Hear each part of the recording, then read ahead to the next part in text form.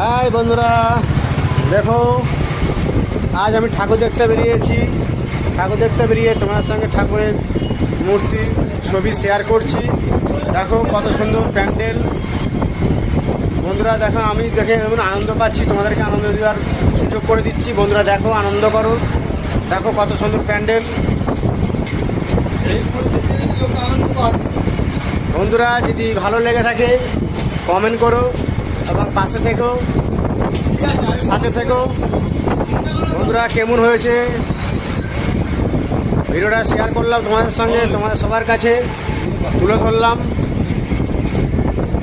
কেমন হয়েছে কমেন্ট করে জানাবে।